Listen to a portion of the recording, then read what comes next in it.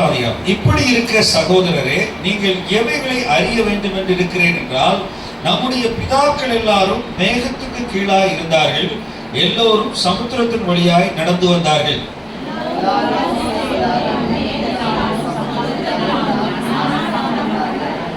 எல்லோரும் ஒரே ஞான போஜனத்தை புசித்தார்கள்.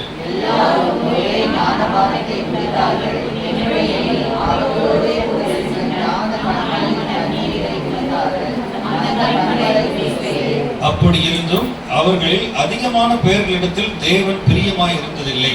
ஆதலால் வனாந்திரத்திலே அவர்கள் அழிக்கப்பட்டார்கள்.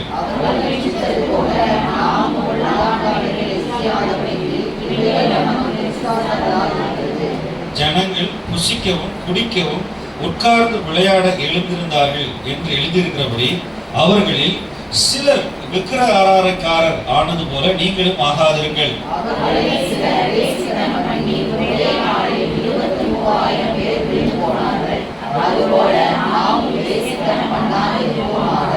அவர்களில் சிலர் கிறிஸ்துவை பரீட்சை பார்த்து பாம்புகளால் அழிக்கப்பட்டார்கள். அதுபோல நாமும் கிறிஸ்துவை பரீட்சை பாராதிருப்போமாக.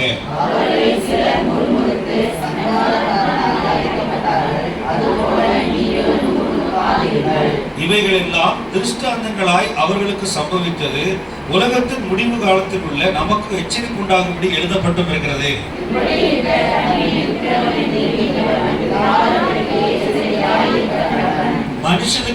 மனுஷனுக்கு நேரிடுகிற சோதனை அல்லாமல் வேறே சோதனை உங்களுக்கு நேரிடவில்லை. தேவன் உண்மை உள்ளவராய் இருக்கிறார்.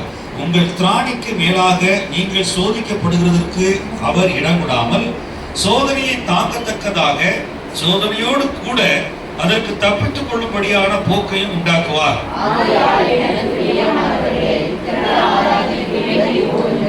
உங்களை புத்திமான்கள் என்று எண்ணி பேசுகிறேன். நான் சொல்லுகிறதை நீங்களே நிதானித்து பாருங்கள்.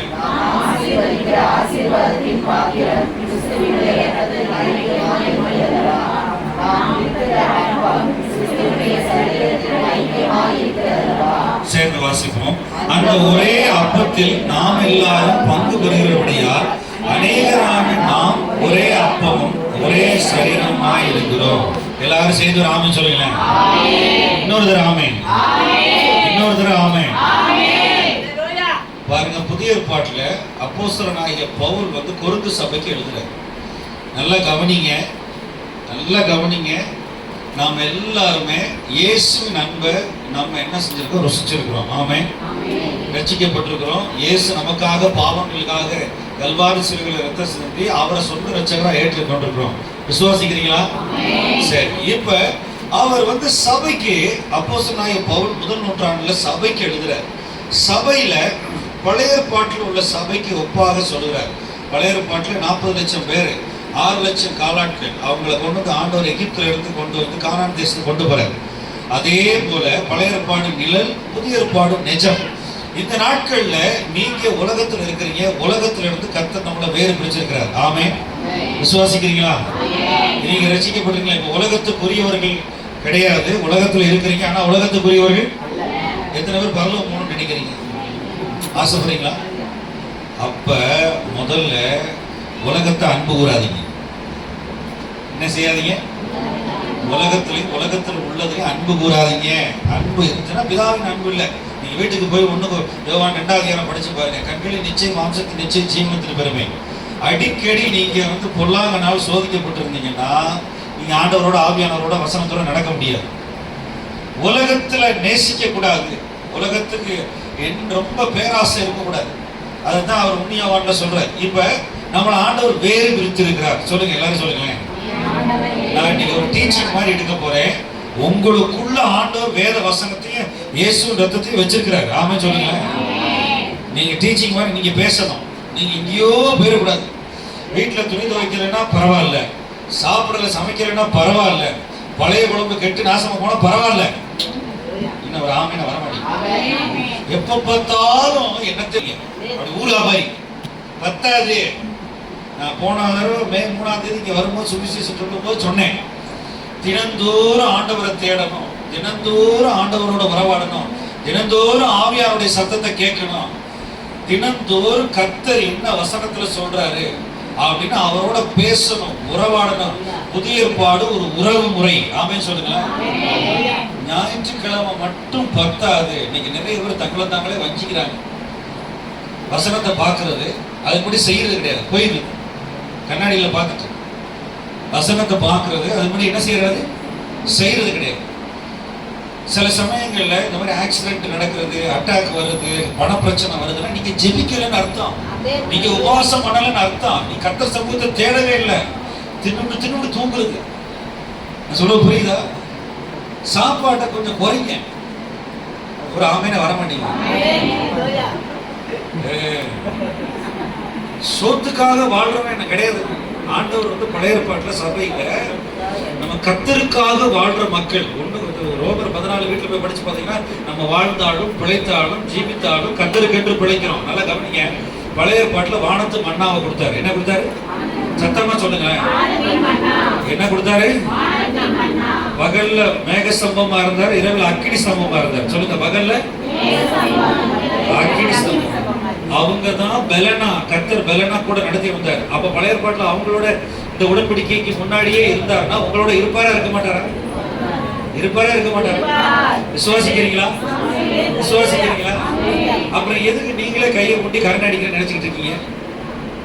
ஆண்டவர் விசுவாசித்து வழி நடத்துவாரா இல்லையா? நீர்ப்பாய்ச்சலான தோட்டத்தில் நடத்துவாரா இல்லையா? நான் சம்பாதிக்கிறேன்னு சொல்லாதீங்க. கர்த்தர் என்னை அந்த இடத்துல சாட்சியா வச்சிருக்கிறாரு. எப்படி யோசேப்ப தானியேல வச்சது போல வச்சிருக்கிறாரு. உங்களை சபையை என்ன செஞ்சிருக்காரு? உலகத்துல இருந்து வேறு பிரிச்சு கொண்டு வந்திருக்கிறாரு. அதாவது பரிசுத்தமாக்குதல்.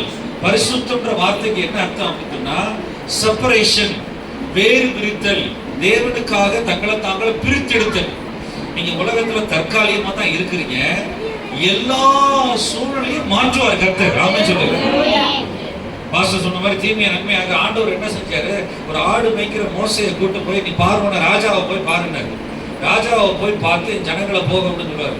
உங்களை மாதிரி ஆட்களை, பலவீனமான ஆட்களை ஆண்டவர் ராஜா கிட்ட கூட்டு போவார், மோடி கிட்ட கூட்டு போவார், ஸ்டாலின் கிட்ட கூட்டு போவார். ஆமென் சொல்ல முடியுங்க. யோசிக்கிறீங்க, அவங்க கிட்ட எல்லாம் போக முடியுமா? 40 வருஷம் வனாந்திரத்துல இருந்தார். ஆண்டவர் வேறு பிரிச்சார். சொல்லுங்களேன், சொல்லுங்களேன். ஆண்டவர் எங்களை வேறு பிரிச்சார். சொல்லுங்க. நீங்களே அவருடைய ஆவியினாலே, சொல்லுங்களேன், அவர் நாமத்தினாலே, அவர் ரத்தத்தினாலே. இங்கே அவர் வந்து என்ன சொல்லுகிறார்? அப்போஸ்தலனாகிய பவுல் தன் கொரிந்து சபையில் அப்போஸ்தலனா சொல்றது 1 கொரிந்தியர் 10 என்ன சொல்றாரு அப்படின்னா, மேகத்துக்குள்ளாக ஞானஸ்தானம் பெற்றார்கள், கூட போனவர் கண்மலை கிறிஸ்துவே. பாருங்க, கூட வந்து 40 வருஷம் ஆண்டவர் இருந்திருக்கிறார். நீங்க பழைய ஏற்பாடு என்ன 16 அதிகாரம்னா படிக்கும் போது தெரியாது. ஜனங்கள் எல்லாரும் என்ன சொன்னாங்கன்னா, மாம்சத்துல போராட்டம் பண்ணாங்க. என்ன செஞ்சாங்க? சொல்லுங்களேன். மாம்சத்துல வாயை திறந்து தேவையில்லாதெல்லாம் பேசினாங்க. என்ன செஞ்சாங்க? தேவையில்லாதெல்லாம். எதுக்குதான் சர்ச்சுக்கு போறோம்? கஷ்டமா இருக்கு.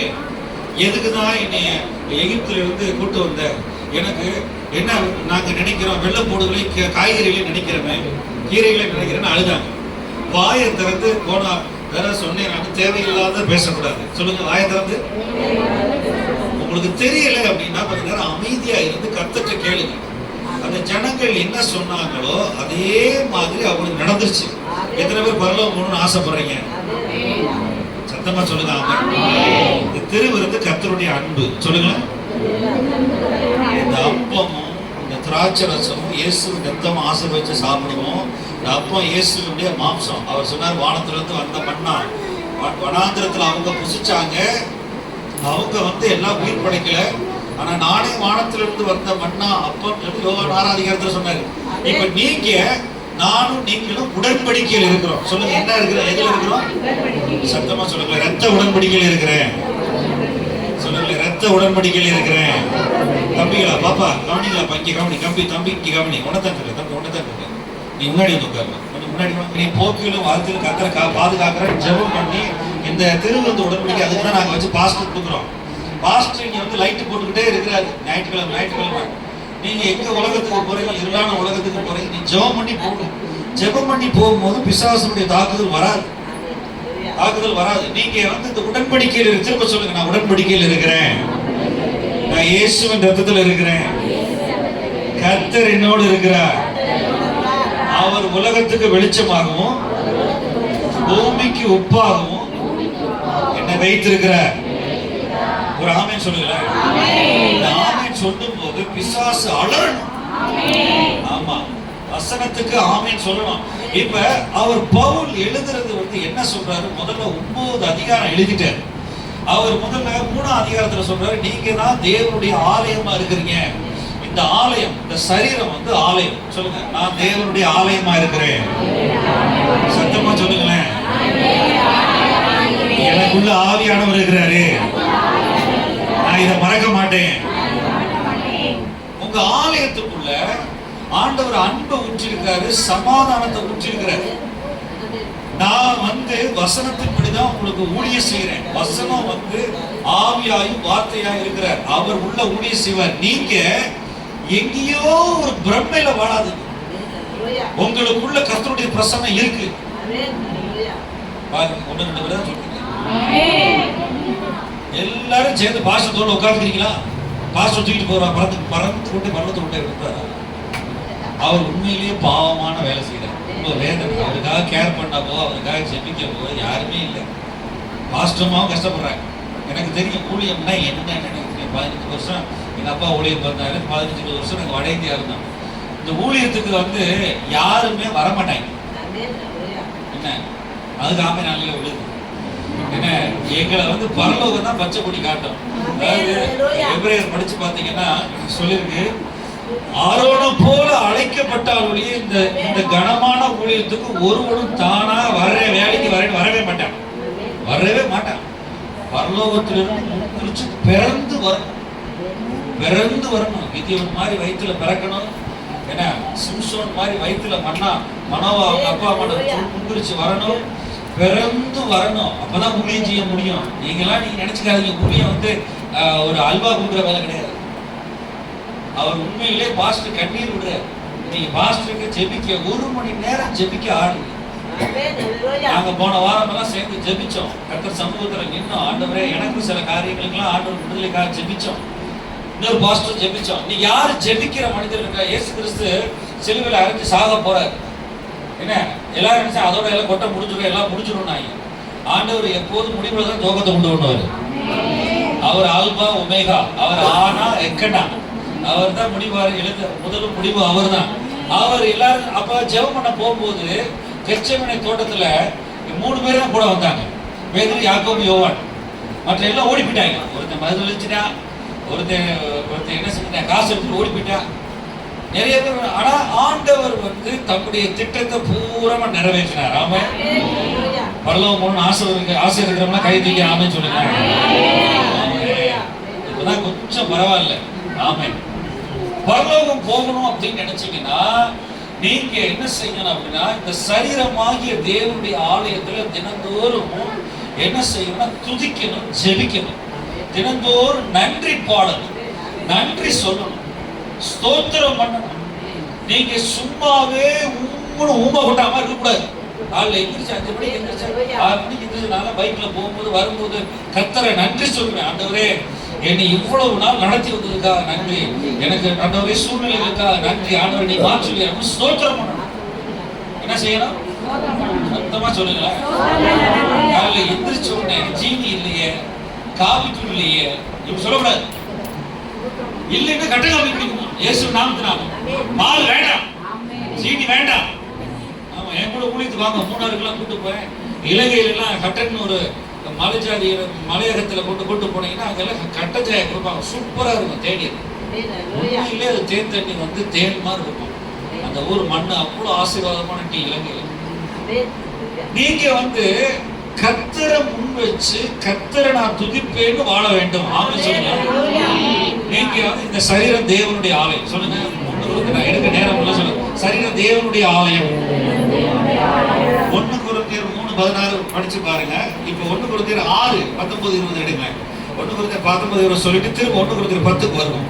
ஆண்டவர் வந்து நமக்கு வந்து சபைக்கு அவருடைய உடன்படிக்கையை கொடுத்து நம்ம நடத்திட்டு வராரு. அவர் நம்முடைய பிள்ளைகளா நடத்திட்டு வராரு. அவருக்கு ரொம்ப ஆசை உங்களோட விழாவணும், உங்களோட இருக்கணும், உங்களோட ஐக்கியப்படணும். ரொம்ப ஆசை அவருக்கு. அவர் ஆசையை நம்ம நிறைவேற்றணும். 6:19-20 வாசிக்கலாம். உங்கள் சரீரமானது, உங்கள் உடம்பு சரீரமானது நீங்கள் தேவனாலே பெற்றும் உங்களில் தங்கியும் இருக்கிற பரிசுத்த ஆவியினுடைய ஆலயமாய் இருக்கிறது என்றும் நீங்கள் உங்களுடையவர்கள் அல்லவென்றும் அறியீர்களா? ஒரு ஆமென் சொல்லுமா? நீ உங்களுடைய இல்ல. ஏன் வீடு, ஏன் சட்டை, ஏன் வாசல், ஏன் பைக்கு, ஏன் பணம், ஏன் வேலைன்னு சொல்றதுக்கு லாய்க்கே இல்லை. இது வாடகை வீடு. பாய் பாய் சொன்னா பாய் பாய் சொல்லிட்டு போயிட வேண்டியதான். இதுல பாரு, உங்கள் சரீரமானது இது வந்து டெம்பிள். சொல்லுங்களேன், ஆலயம். சொல்லுங்க, டெம்பிள். சொல்லுங்களேன், டெம்பிள். தாயின் வயிற்றில் நீங்க பிறந்தீங்களா இல்லையா? தாயின் வயிற்றில் 40 வாரம். எத்தனை வாரம்? ஆண்டவர் உண்டாங்க. ஆண்டவர் வந்து இது எப்படி ஆலயத்துல வந்து வாசமா இருக்கணும் பின்னாடி ஒரு நாள் எடுக்கிறேன் பாருங்க. இந்த டெம்பிள்ல ஒரு ஆல்டர் இருக்கு. என்ன இருக்கு? ஆல்டர்னா பலிபீடம். சொல்லுங்க, எடுங்களேன். எபிரேயர் 13ஆம் அதிகாரம். ஆண்டவர் எனக்கு காலையில 4 மணிக்கு 4:05க்கு எந்திரிச்சு ஜோப பலியை அவர் மூலமா எப்போதும் தேவனுக்கு செலுத்த கடவோம். சரி, 10 வாசிங்களேன். 10. நமக்கு ஒரு பலிபீடம் உண்டு, அதற்குரியவைகளை புசிக்கிறதற்கு கூடாரத்தில் ஆராதனை செய்கிறவர்களுக்கு அதிகாரம் இல்லை. ஆமென் சொல்லுமா? பரலோகத்துல இயேசு கிறிஸ்து இருக்கிறார். பரலோகத்துல இயேசு கிறிஸ்து வந்து பிரதான ஆசிரியர் போயிருக்காரு. அங்க ஒரு பலிபீடம் இருக்கு. அங்க வந்து ஒரு ஆசிரியர் கூடாரம் இருக்கு. ஆனா சரீரம் ஒரு பலிபீடம். சரீரத்துக்குள்ள என்ன இருக்கு? சொல்லுங்களேன், சத்தமா சொல்லுங்களேன். துதிக்க வேண்டும், ஜெபிக்க வேண்டும். இங்க அக்கினி மூட்டணும். என்ன மூட்டணும்? இதுதான் ஆவியானவர் கொடுக்கப்பட்டிருக்காரு. நீங்க தினந்தோறும் ஆண்டவரை ஸ்தோத்திரிக்கிறீங்களா? இதுதான் கேள்வி. இங்கதான் ஆலயத்துலதான் ஆண்டவர் வந்து திருவிருந்த வந்து உங்களோட கூட ஐக்கியப்படுகிறார். திருவிருந்து எங்கேயுமே ஆண்டவர் பலிபீடத்துக்குள்ளதான் சாப்பிடுறீங்க. இது உள்ளான ஆவிக்குரிய உடன்படிக்கை. இங்க சபை கொண்டு வரும் பொழுது நம்ம எல்லாரும் அவருடைய சரீரமாகிய அந்த மாம்சத்தை, அந்த அப்பத்தை புசிக்கிறோம். அவருடைய ரத்தமாகிய அந்த திராட்சை ரசத்தை ஜெபம் பண்ணி புசிக்கிறோம். இது பூமியிலிருந்து எடுக்கப்பட்டது. அந்த மாவு வந்து அவருடைய சரீரத்துக்கு ஒப்பனையா சொல்லப்பட்டிருக்கு. அவர் உங்க சரீரத்துலதான் உடன்படிக்கப்பட்டார். ஒரு ஆமென் சொல்லுங்க. என்னோட கூட இந்த துதிக்கிறதுக்கு தான் இந்த வசனத்தை சொன்னேன். தினந்தோறும் உதடுகளின் கனியாகிய ஸ்தோத்திரம் 15 குறிச்சுங்க. இப்ப ரோமர் 1 எடுங்களேன். ரோமர் 1:23 வாசிக்கிறேன். ரோமர் 1:23. அதுல தினந்தோறும் இந்த அக்கினி கூட்டணும். எடுத்துங்க எல்லாரும் எடுத்துக்கிட்டா எல்லாரும் வசனத்தை பாருங்க. தயவு செய்து நம்ம ஞாயிற்றுக்கிழமை மட்டும்தான் நம்ம தலையை காட்டணும். என்ன, நிறைய நேரம் வரணும், ஜெபிக்கணும், வேதத்தை ஆராய்ச்சணும். இந்த வேதத்தை வாழ்க்கை ஃபுல்லா படிக்கலாம். ஒரு ஆமென் சொல்லுங்களேன். வேதத்தை படிக்கிறதுக்கு 7 வருஷம் கிடையாது, 70 வருஷம் படிக்கலாம். எடுத்துக்கிட்டீங்களாமா? எல்லாரும் எடுத்துக்கிட்டீங்களா? வாசிக்கலாம். 20 அழிவில்லாத தேவனுடைய 21 அவர்கள் தேவனை அறிந்து வீணரானார்கள். உணர்வில்லாத அவர்களுடைய இருதயம் இருளடைந்தது. பாத்தீங்களா? என்ன போட்டிருக்கு பாத்தீங்களா? எல்லாரும் சொல்லுங்களேன், சிந்தனை. சொல்லுங்களேன், சத்தமா சொல்லுங்களேன். திரும்ப ஒருத்தர் சகோதரிகள் ஒருத்தர் வாசிங்க. அந்த வசனத்தை வாசிங்க. 21 வாசிங்க.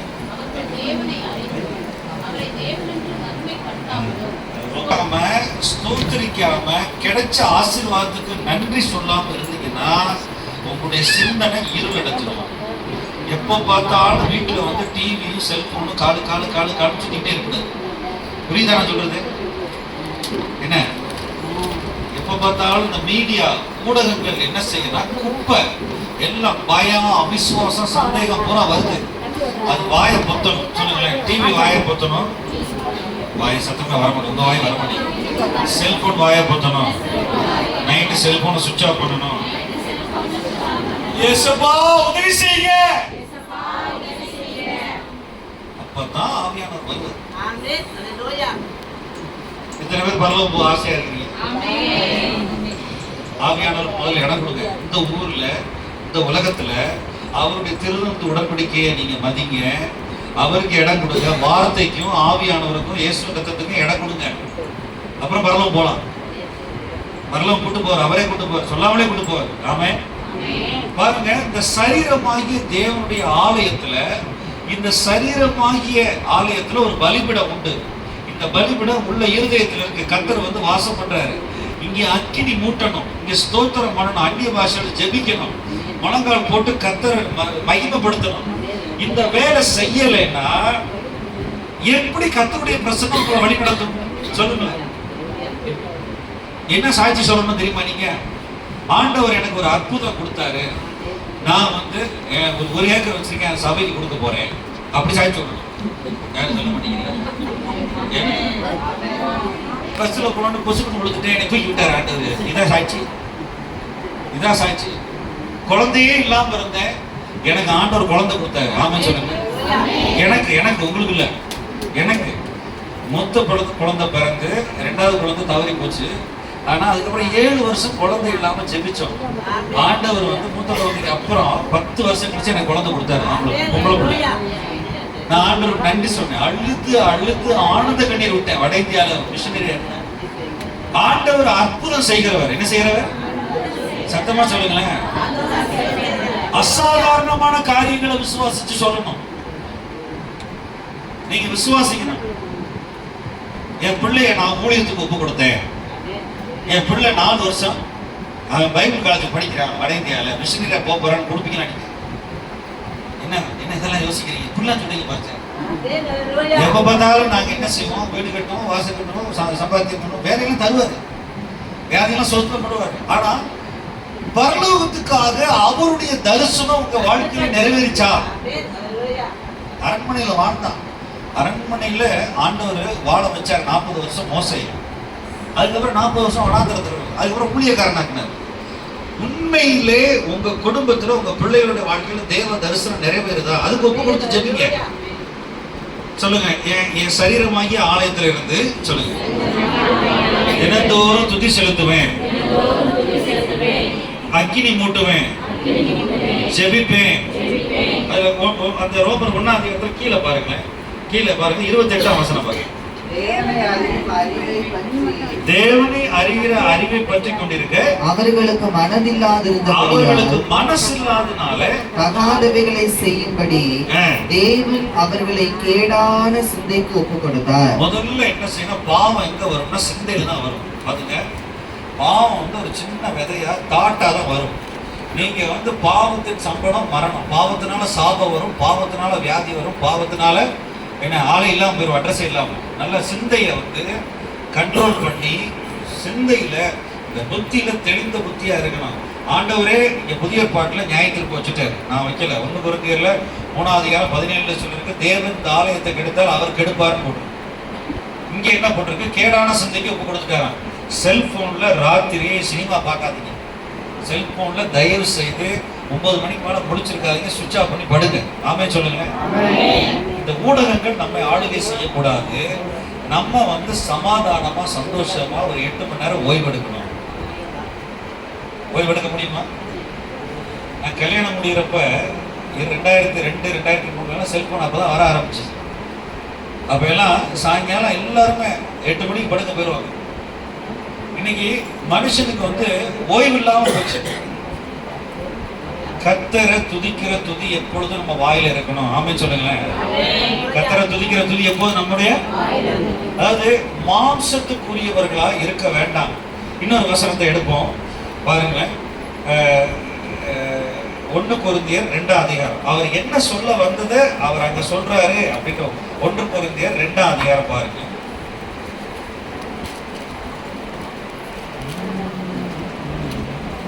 2ஆம் அதிகாரம் 14-15 வாசி. ஜென்ம சுபாவமான மனுஷனோ தேவனுடைய ஆவிக்குரியவைகளை ஏற்றுக்கொள்ளான். தேவனுடைய ஆவிக்குரியவைகளை ஏற்றுக்கொள்ளான். அவைகள் அவனுக்கு பைத்தியமாக தோன்றும். அவைகள் அவனுக்கு பைத்தியமாய் தோன்றும். அவைகள் ஆவிக்கேற்ற பிரகாரமாய் ஆராய்ந்து நிதானிக்கப்படுகிறவைகள் ஆனதால் அவைகளை அறியவும் மாட்டான். ஆவிக்குரியவன் எல்லாவற்றையும் ஆராய்ந்து நிதானிக்கிறான், ஆனாலும் அவன் மற்றொருவனாலும் ஆராய்ந்து நிதானிக்கப்படான். அடுத்து 16 எல்லாரும் சேர்ந்து வாசிப்போமா? 16 எல்லாரும் சேர்ந்து வாசிப்போமா? கர்த்தருக்கு போதிக்க அவருடைய சிந்தையை அறிந்தவன் யார்? எங்களுக்கோ கிறிஸ்துவின் சிந்தை உண்டாயிருக்கிறது. ஆமென். நம்முடைய நம்முடைய சிந்தையில ஒரு பரிசுத்தம் வேண்டும். நம்முடைய சிந்தையில மூளையில டெய்லி வந்து உண்மை உள்ளவைகளோ ஒழுக்க உள்ளவைகளோ நீதி உள்ளவைகளோ அதை சிந்திக்கணும். பரிசுத்தத்துக்காக